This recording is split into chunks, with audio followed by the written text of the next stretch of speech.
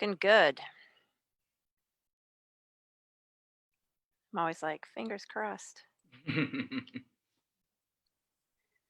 Okay, so I am going to go ahead and start our recording. And Jorell, I am going to let you introduce yourself and tell everyone a little bit about who you are and why we're here and what we're going to talk about today.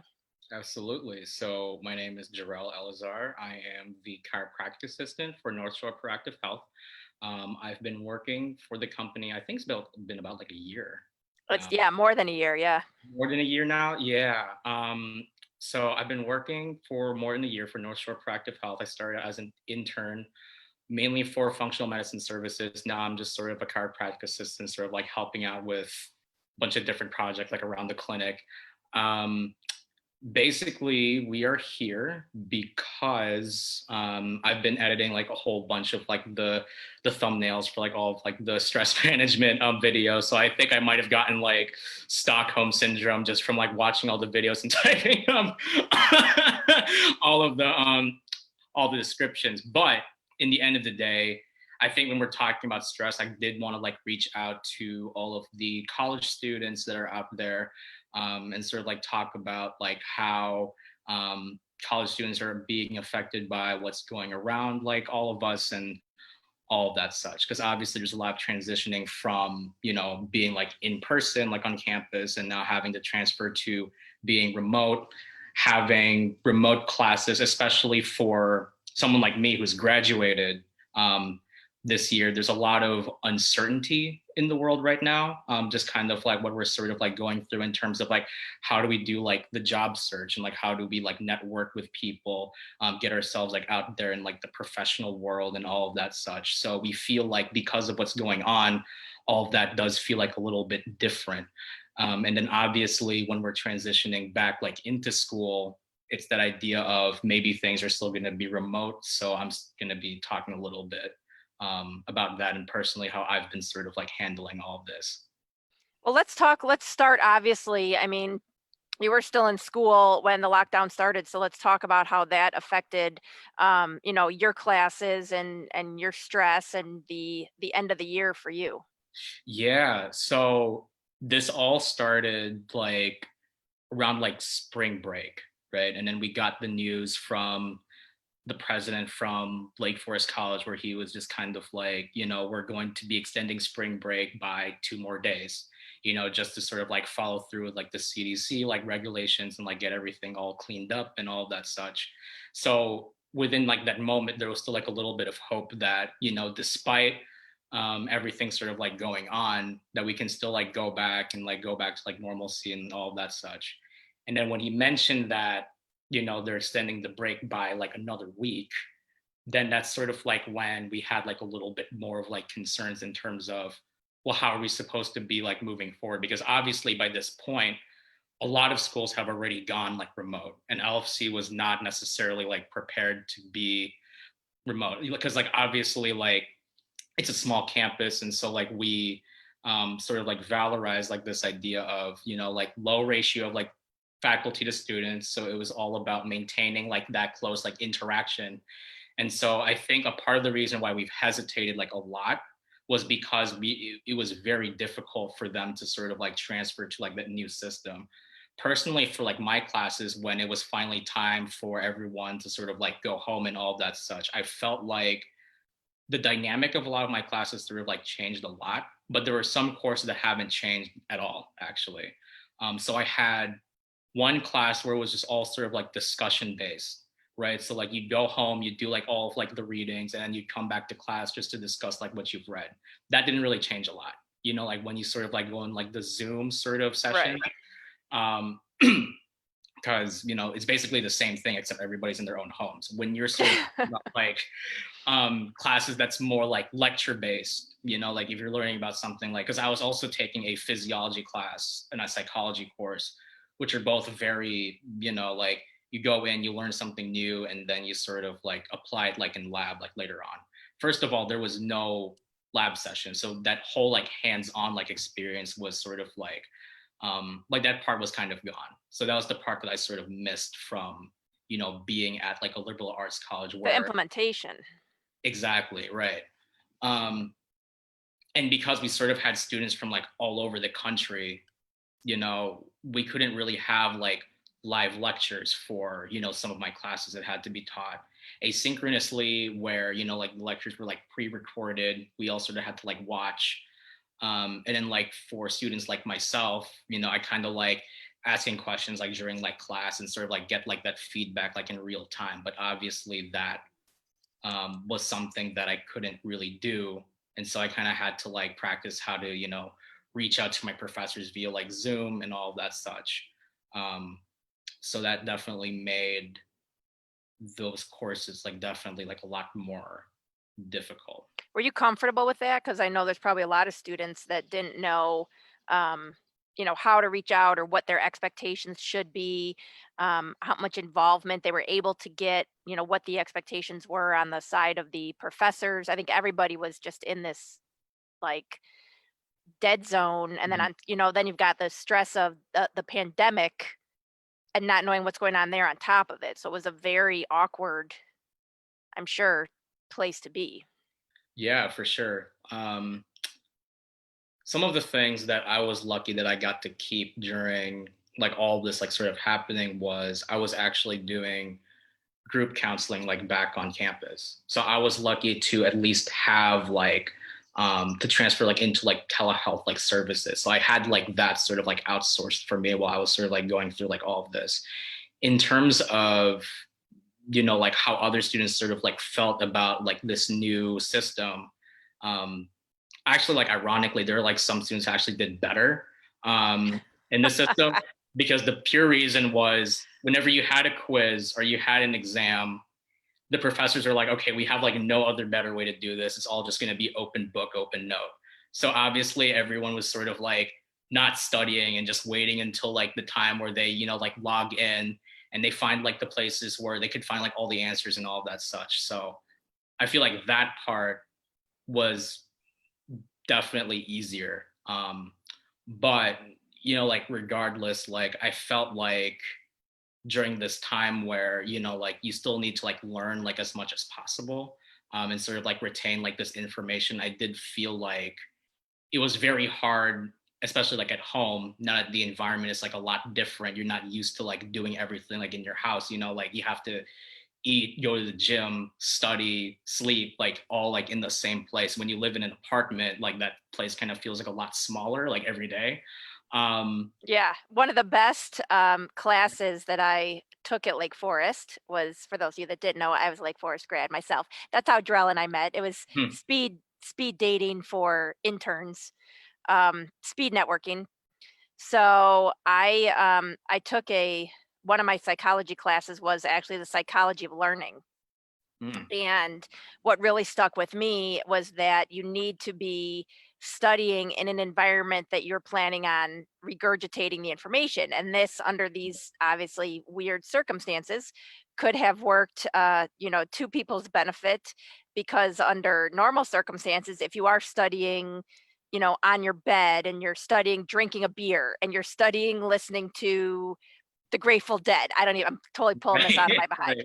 right. And then you walk into a classroom setting, a sterile classroom setting, or you walk into the library, or you walk into a testing center, and you're sitting at a desk drinking water, listening to, papers rattle.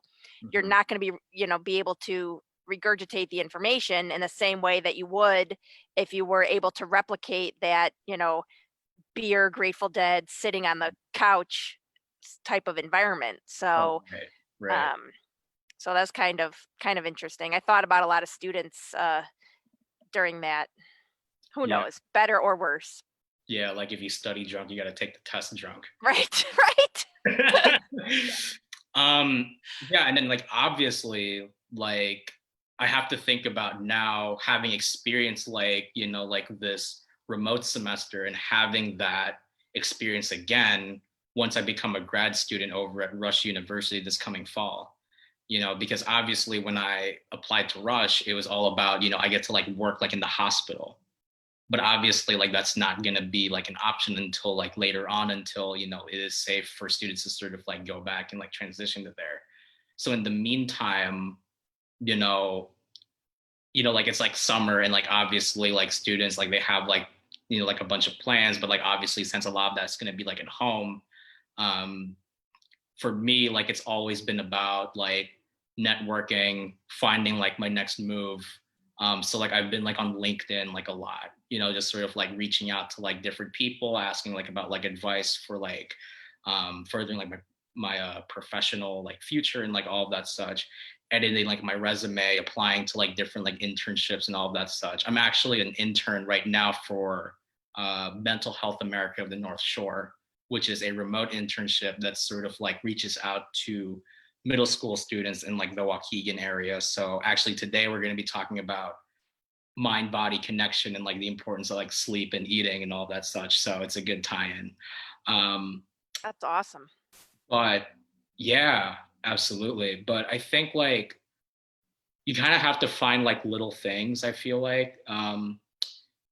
Especially like during like when I had the remote semester, things that sort of like helped me like ground like my schedule each day was, like finding like a vitamin schedule, right? So like sort of like knowing like when I can like take my vitamins like during like the morning after like I have like lunch. It's like it's like little things, but like it's still something that, I can at least like I guess like look forward to, At least one consistency. Right. Yeah, exactly. Like that, finding time to like exercise, like obviously, because when you're thinking about, what's outside, you're immediately thinking about like boosting like your immune system through like any sort of like means possible. So it's like exercise, sleep, like taking like the vitamins and like all of that such. And I feel like the most important thing that I feel like people have to sort of like learn, especially during this time, is like learning how to cook, um, because when you sort of think about like all these like brick and mortar like restaurants who can't like afford to sort of like sell their food or like deliver like their food, like those restaurants are probably going to go like out of business, you know what I mean? So those are restaurants too that sort of like have more of that mindfulness like part like to them, like they might have like a cultural identity sort of, like advocacy like to their like mission statement for the restaurant. Maybe they might have like an environmentalist, like approach. So when those brick and mortar restaurants are gone, like the only restaurants that are going to be available are the ones that already been like sitting like on a bunch of money. So you're talking about like McDonald's, Burger King, Wendy's, KFC, all of these places. um, so I think like moving forward, like it's important to sort of like learn how to cook, because now we might not have those places that are going to like provide like those, like healthy eating, like options. Yeah, self-sufficiency is key, and I think that as a society, we've absolutely lost that and lost it, like you said, from a healthy standpoint. I mean, a lot of people can I hope a lot of people can scramble eggs or, Right. can do some of the basic stuff, but, I mean, how many people can make their own bread or how many people can, can their own vegetables? I think that those are some skills that, and I'm not speaking necessarily like I can do all these things, but I think a lot of those are lost skills. I don't even know if they still teach like home ec in high schools. I think that we're losing the basic self-sufficiency. Right. And I feel like if you live like on a college campus, it's very easy to sort of like forget those skills like almost. So sometimes like I Right. think about like students who live off of the cafeteria, you know what I mean? And then like, I mean, like obviously like you see people and they're not like making like, like the best decisions. And I mean, like, have I also been like the person who sort of like ate like a whole plate of fries at like You've one been naughty, Jorell? What? time? Listen, like there have bbeen moments where like I just eat a salad and I finish it and I'm like, yeah, there needs to be like more to this. Healthy fats, Jorell. What have I taught you? Yeah. um, oh my God. But like, I mean, like now, like I can't tell you like the last time I've had like a cheeseburger, or like I can't tell you like the last time I've had like a cookie or like a French fry or like even like something like that, because a lot of the stuff that I've been preparing has either been made by my mom or by myself, and we both pretty much like eat like the same. So it's really like low on like red meat. Like we're I can kind of say like 80, 90 like percent of the time I'm kind of like eating like vegetarian, just because like those types of meals are, I find, like most easy to like prepare and like all that Yeah. stuff. Um but Do you recognize a difference in how you feel directly correlated to how you're eating? So like if you were eating, say, before the French fries or the burger or whatever, compared to when you are eating clean, do you personally have a noticeable difference in like mood or energy or retention or sleep, any of those things? yeah, I feel like I felt a lot more motivated, like actually like during like my days, like being like a student, because like obviously we kind of like go to class like every day, and it gets like very stressful. But I think like kind of like grounding like my goals towards like food and like healthy eating, it definitely does like help me um like seek out like the next little step during like each part of the day. So I think like for me, like physically, like I was also like going to the gym and like also like eating healthy like at the same time. So maybe like my boost in my mood might come from like the exercise, maybe it might also come from like the food, or maybe it might come from like both, um like together. But I do definitely think that I felt better eating food that has been like good for me. Yeah, and I find, at least for me, a lot of the stress relief comes from having that schedule, like you said. So whether you are, and I think if you do that routinely, I'm trying to get some more power here. If you do that routinely, that becomes how you do everything. So you're scheduling your vitamins, you're scheduling your workouts, you're scheduling your meals, and then you're able to de-stress across the board. Right. Um, that's just a lot easier for me. Hmm. And then I also feel like that another thing that, is important to sort of like learn too, is sort of like learning how to like forgive yourself like during like certain days, because there are going to be certain days where, like you're going to have like a really good workout, and then there are going to be like other days where like you don't feel like doing it, or like there are other days where you just kind of like half-ass it. But um I think like in the end of the day, it's just sort of like also like recording like, like the little places where like you've succeeded in. So like recently I've started doing like the gratitude journal and like writing down like Awesome. three things, three good things that happen like each day. Cause I think like people sort of like have to like recognize that, like your day hasn't been like entirely all like that bad. And I think for like students, especially that are very much like grade driven, and like being like at the top of their class and like all of that, I feel like, especially me being like one of them, like as well, like it's kind of hard to sort of like ground yourself like in school and other things like outside of like your academics. And I feel like the thing that's most difficult about all this is like going on is that with this, a lot of those opportunities to perform outside of academia has been sort of like taken away, Hmm. so it's like, consider the students who have like lost, being a part of like student organizations, like I've lost that definitely. For students who've been on sports teams like before, like they've lost that like as well. And I think that, you know being at home might feel like you're trapped, but I think it's all about like finding like those little things like again, because like You you have to can. be creative. You have to be creative and almost create them. Like you were saying, you may have been a part of an organization before and had, all these altruistic things that you were able to do.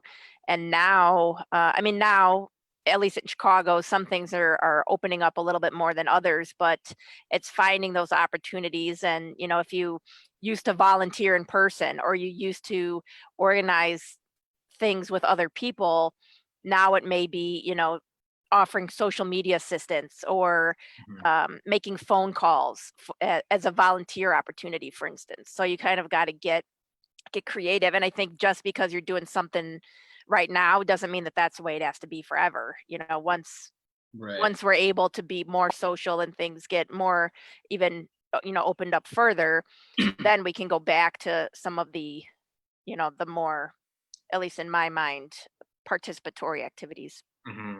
And I think that's also like where the networking part is also very important, Hmm. because I feel like, especially like during like this time where we're sort of like losing like a lot of like the in-person, like interactions like with people. I think one, when you try to network with people or like professionals on LinkedIn, it's like, like one, like, yeah, like there might be a probability that they might like respond back to like whatever like you're messaging them with. But whenever like you do, like that feels good. Like I was Hmm. able to make two connections like just off of just like reaching out to like different people at like these different like healthy food brands. So I think I've made a connection with the senior food scientist at Chobani. Now, I mean, like, I don't really like agree with dairy like all that I was gonna much, say, you're but cheating on me with a dairy company, Jorell. I thought I raised you better than this. um, oh man, I don't know what to say anymore.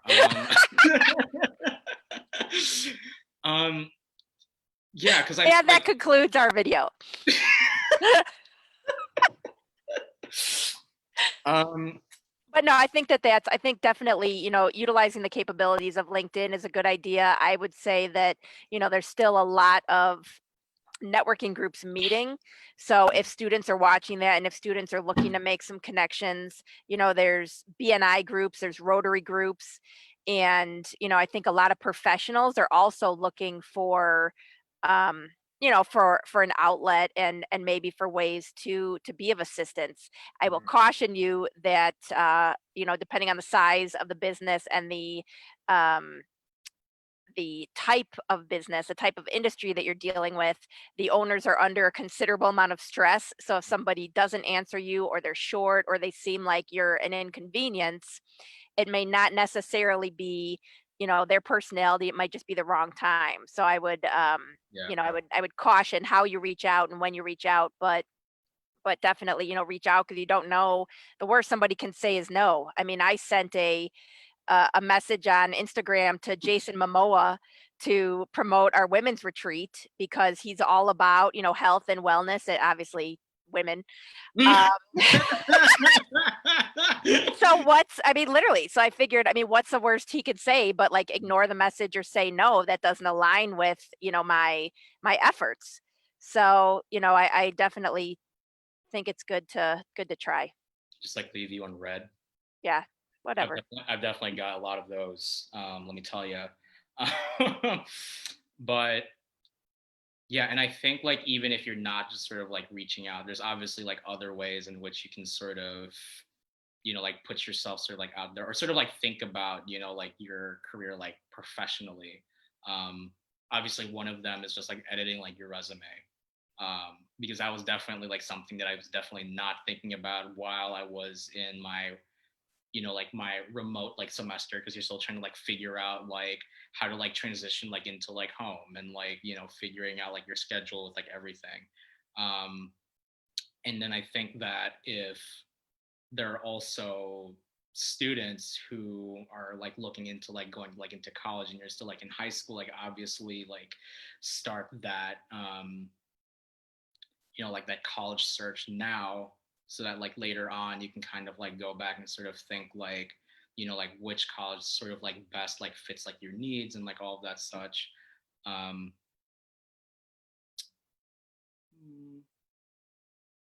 and she's gone. um hmm. Yeah, I was just trying to plug in my Okay, computer. okay, gotcha. um let's see what But else. yeah, utilize how you're utilizing your time is important. There's obviously lots of options, and not letting the stress overwhelm you is key. Hmm. Hmm. Right. And I think like another like piece to that like as well in terms of like managing like the stress, like again like being able to like figure out like how to like utilize like every single like room like in your living space, I think is important. um Being able to say like the living room is going to be for you know doing like all your networking stuff and like all of like your schoolwork, and then you can have like the kitchen table be for like like another thing.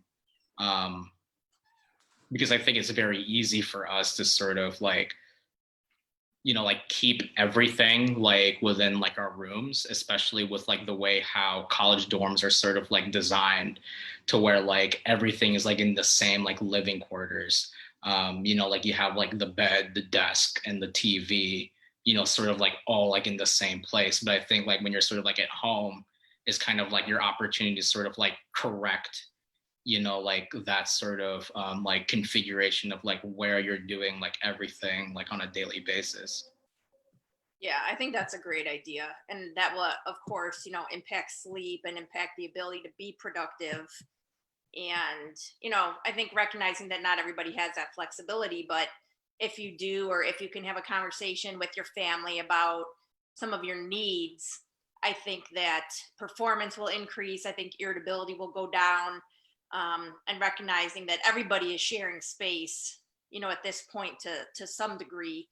Mhm. So figuring out how to utilize it to best capabilities, and being flexible, so not everybody gets to work 9 to 5. Maybe where if you're sharing space with a roommate or parents or a significant other, they may have to get up early and they may have to work 7 to 3, and then you may get, second shift, and then you work, 3 to 10, or whatever it may be, and vice versa.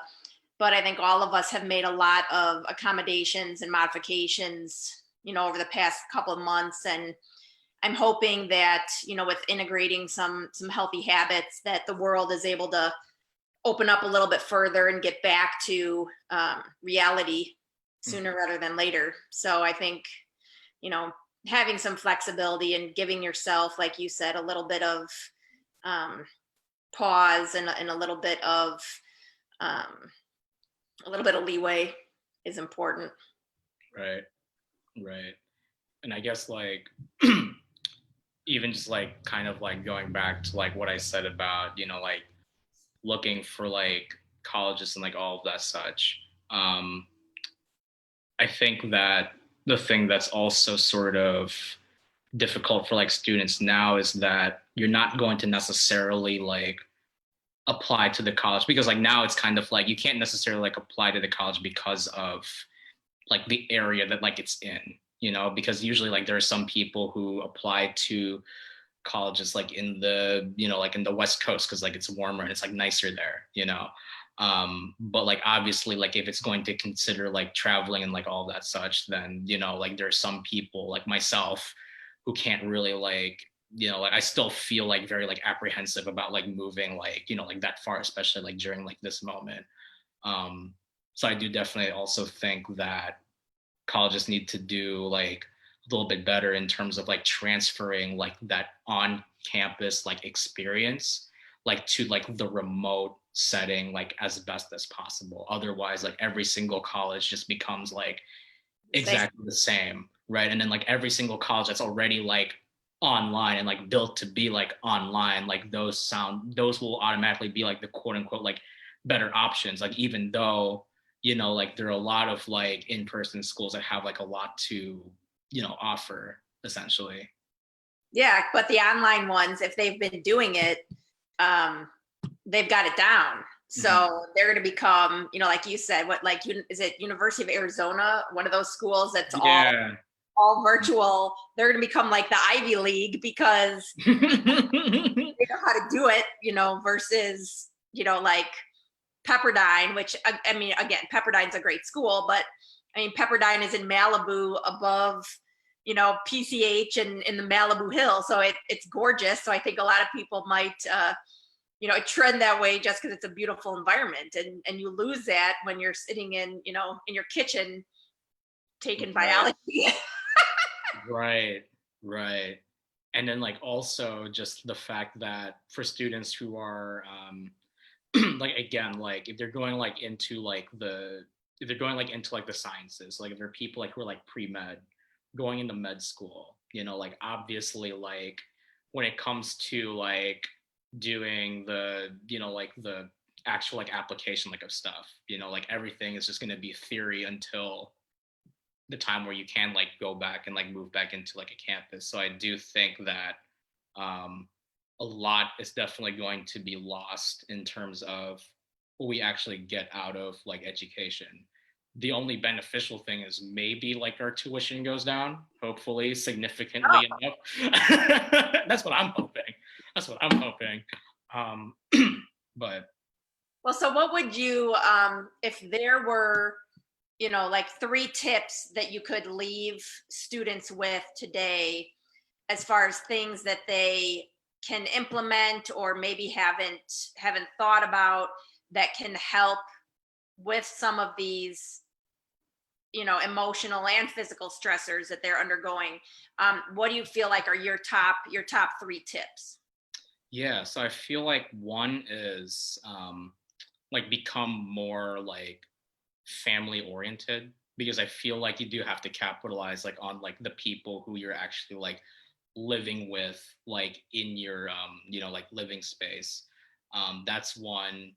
Two is also sort of like adopting like a more like healthy lifestyle, whether you decide to do that through like getting like more sleep, establishing like a healthy like sleep schedule, like learning how to cook like healthy meals, like taking like taking like your vitamins and like basically like having more mindfulness in terms of like your maintenance and all of that such, I think is important. And then I think like the next thing, or like the last thing I would probably say for students too is, you know, like don't be complacent with like what's going on right now. Like, like we do have like the entire like internet like to our disposal, so I think like if you can spend like, like 3 hours like playing like video games, you can easily spend like 3 hours like, like editing like your LinkedIn, or like doing like your resume stuff, or like, like maybe like connecting back with like a previous professor that you've had, like in college, because those people may also have like connections that, are available for you to also capitalize like on like as well. So yeah, those are my three. Advice. Awesome. Well, good. So thank you everyone that tuned in and watched. I hope that if you have students that you will share this with them or share this in moms groups, because obviously the moms have kids.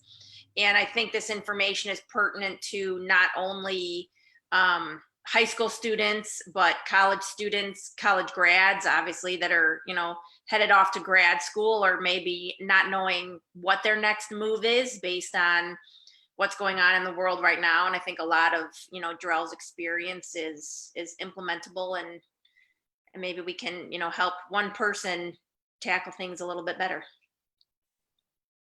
Awesome. Perfect. Well, thank you, Jorell. Thanks for being here today and sharing your wisdom. Indeed. Thank you so much for letting me be here. Have a great day. We'll talk to you. I guess I'll see you tomorrow. Yeah, I'll be in for work tomorrow. Don't worry about it. See you later. See you later.